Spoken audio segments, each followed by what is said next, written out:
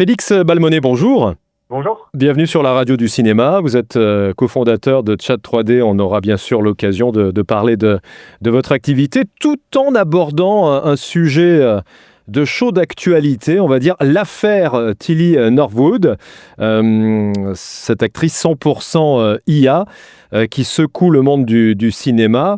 Comme ça, quelle a été votre première réaction en découvrant cette initiative, on va dire? Je ne sais pas, j'ai le sentiment que vous n'avez pas été surpris, Félix Balmonet. Alors oui, tout à fait. Nous, donc on constate qu'il y a déjà depuis plusieurs années ce genre d'initiative, notamment de la part d'agences, de mannequinat. Et là, c'est un petit peu une première, je dirais, dans le monde du cinéma.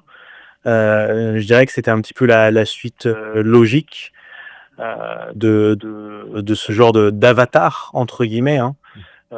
On constate qu'aujourd'hui, avec l'évolution technologique, notamment de la génération de vidéos, c'est quelque chose qui va malheureusement tendre à se banaliser. Chez Chat 3D, vous affirmez, dès l'accueil de votre site d'ailleurs, ne pas vouloir remplacer les artistes. L'existence même de Tilly Norwood ne vient pas brouiller les pistes de cette ligne d'éthique? Si, tout à fait. Aujourd'hui, je dirais qu'il y a deux types d'entreprises qui travaillent sur l'intelligence artificielle. Il y a des entreprises qui cherchent à avoir un positionnement éthique, c'est notre cas, qui est parfois difficile à avoir, hein, c'est vrai. Et il y a des entreprises, notamment celles de la Silicon Valley, qui vont chercher à jouer là-dessus, sur le remplacement des humains, et non justement le fait de créer un outil au service des artistes. Nous, notre vision, c'est que l'intelligence artificielle aujourd'hui ne peut pas dépasser les artistes dans notre domaine, c'est-à-dire la 3D.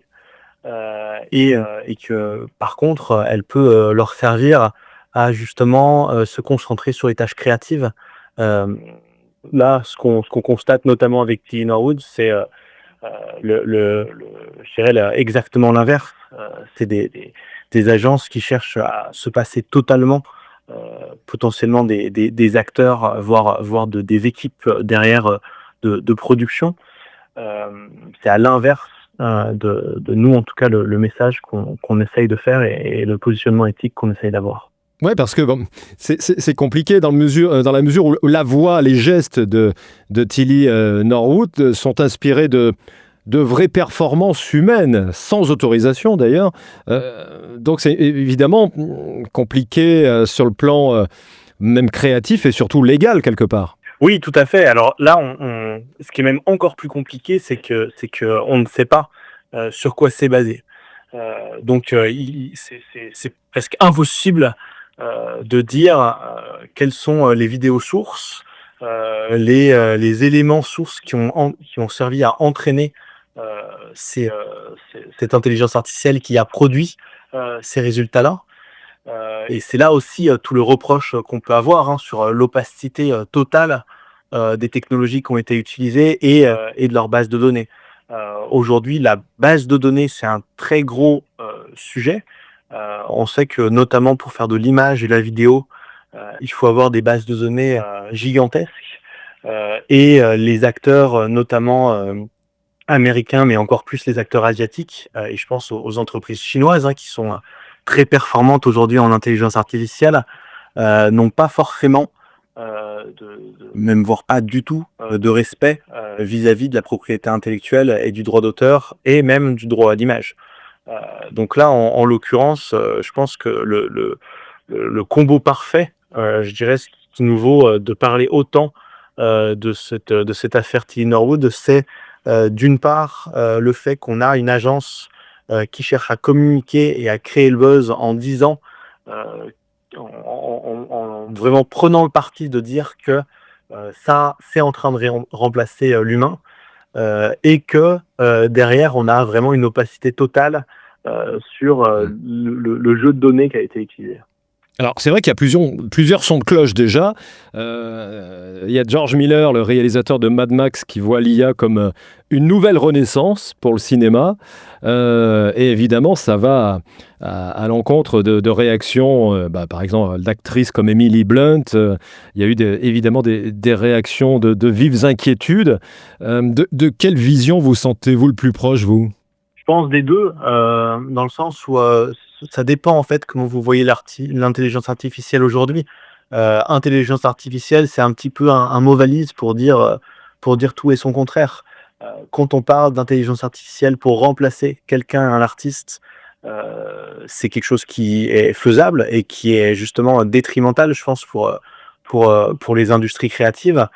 Or, quand c'est quelque chose qui va, au contraire, améliorer la créativité des artistes, là, on est dans vraiment un outil. Nous, aujourd'hui, on pense que l'intelligence artificielle doit rester un outil au service, de l'humain.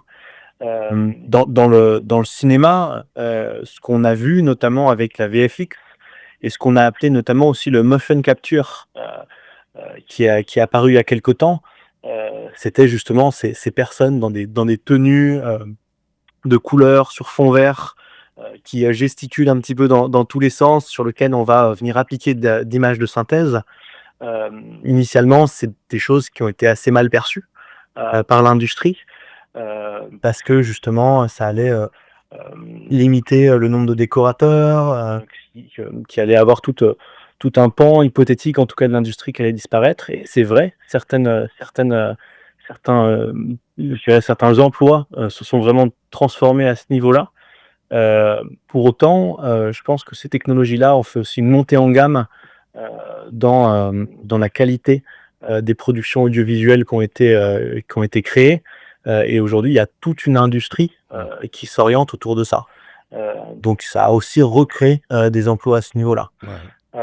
Donc on peut entendre les 2 à ce niveau, ouais. Mais allez, je vais aller plus loin. Si une plateforme vous demandait de créer une autre Tilly Norwood pour une production, pour un film, quelle serait votre réaction? On pourrait pas le faire, on n'a pas vocation à le faire. Par contre, on a déjà des studios, notamment en Asie, qui nous ont demandé, vraiment, c'était leur volonté première de remplacer, de l'humain. Nous aujourd'hui, on ne s'est jamais positionné là-dessus, c'est contraire à la volonté de l'entreprise, et on n'a jamais accepté de travailler avec ce genre d'entreprise. Pour être aussi tout à fait transparent, je pense pas que ce soit possible, aujourd'hui techniquement de se passer de l'humain. Quand on voit des entreprises, heu, qui annoncent pouvoir se passer de l'humain, généralement c'est, plutôt un coût marketing, qu'un coût, technologique, derrière.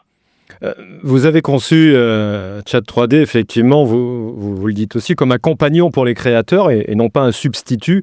Ça veut dire qu'il y a des fonctionnalités qui permettent aujourd'hui à un artiste, qui utilise vos services de garder la main sur sa créativité? Tout à fait. Alors on a, nous on a 2 formules, en réalité. On a une formule très grand public, donc qu'on commercialise, accessible sur un site internet. Celle-ci n'est pas destinée aux professionnels, et donc la qualité n'est pas du tout, faite pour, l'industrie, par exemple, du jeu vidéo, du cinéma, d'animation. Par contre, là où on intervient, pour les professionnels, c'est que nous, on vient mettre, des briques technologiques directement dans les logiciels existants. Ce qui fait que l'artiste, entre guillemets, n'est pas perdu, quand il vient utiliser, nos technologies. Et ça vient pas non plus le remplacer parce que c'est lui qui doit actionner, à chaque moment, ces outils-là. Donc on vient plutôt, mettre des briques qui vont accélérer, certaines étapes, de la production. Avec votre œil, d'expert, Félix Balmonet, vous arrivez, peut-être pour combien de temps encore, à repérer, une actrice ou un acteur créé par l'intelligence artificielle? Il y a des trucs qui ne trompent pas encore? C'est un débat, qui est en train de se clarifier aujourd'hui. On a vu récemment la sortie de Sora 2, le logiciel de génération de vidéos par, OpenAI, qui commercialisait déjà ChatGPT. Et ce logiciel de génération de vidéos permet d'avoir des scènes qui sont quasiment, en tout cas aux premiers abords, indiscernables d'une scène, qui serait réelle. C'est, ça pose question, c'est sûr. On est à peu près certain que dans les 2 prochaines années, on aura des vidéos, avec, sans aucun artefact, de plusieurs secondes. Aujourd'hui, je dirais et ce qui, à mon sens, sera aussi le cas dans le futur, tout ce qui est généré par une intelligence artificielle, que ce soit de l'image ou de la vidéo, doit subir un post-traitement, exactement comme on l'aurait dans, les quand on produit des effets spéciaux ou une image de synthèse pour le cinéma. Toute l'image en fait qui est créée par l'intelligence artificielle est considérée comme une image source et va subir, du post-traitement, derrière de la part d'équipes spécialisées. C'est le cas de Cleanroad, hein, on voit, hein, c'est largement, repassé par Photoshop, et par tout un tas d'outils pour, enlever ces artefacts, donner un look, plus réaliste et justement tromper l'œil humain. Ouais, ouais, ouais. Bon, pour terminer, Félix Balmorey, comment vous voyez, vous, avec toute cette technologie qui va à une vitesse folle, l'avenir de votre entreprise? On est, je dirais inquiet de l'avancée de la vidéo aujourd'hui. Nous, la 3D, reste une technologie assez enfin séparée, hein, même si, on a beaucoup de chercheurs, par exemple en commun, hein, qui travaillent dans nos équipes ou qui ont travaillé auparavant dans des équipes, qui faisaient de la vidéo.